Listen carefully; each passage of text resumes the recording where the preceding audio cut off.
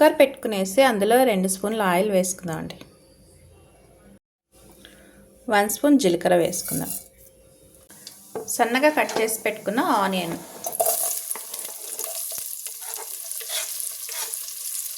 అలాగే కొద్దిగా కరివేపాకు, ఒక 5 గ్రీన్ చిల్లీ,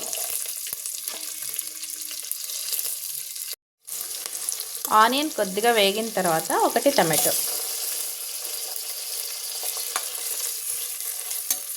ఈ టమాటో కూడా ఫ్రై చేసుకుందామండి. టమాటో కొద్దిగా మగ్గింది కదా, ఇప్పుడు కట్ చేసుకున్న వంకాయలు వేసుకుందామండి. నేను ఒక 1/2 కిలో దాకా తీసుకున్నాను వంకాయలు. ఇలా సన్నగా కట్ చేసుకుని వేసుకున్నాను. ఒకసారి అన్నీ బాగా ఫ్రై చేసుకుందామండి.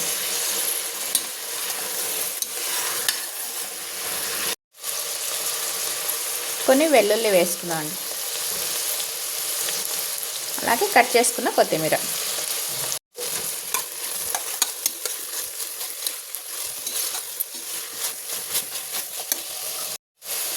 ఒక 1/2 స్పూన్ పసుపు,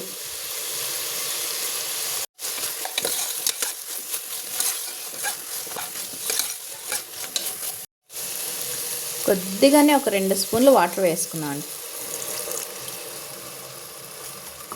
ఇంతే చాలు, వాటరు బాగా మగ్గిపోతుంది. కుక్కర్ మూత వేసుకునేసి విజిల్ వేసుకుందామండి.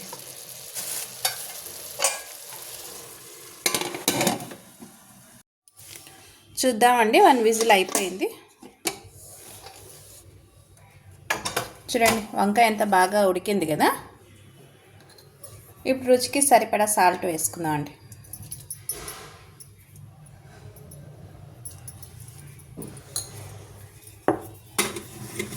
ఇప్పుడు పాముకుందాం, పప్పు గిత్తితో పాముకునేస్తాం. మరి మిక్సీకి వేసుకుంటే ఫుల్ పేస్ట్ లాగా అయిపోతుందండి, అలా ఉంటే బాగుండదు.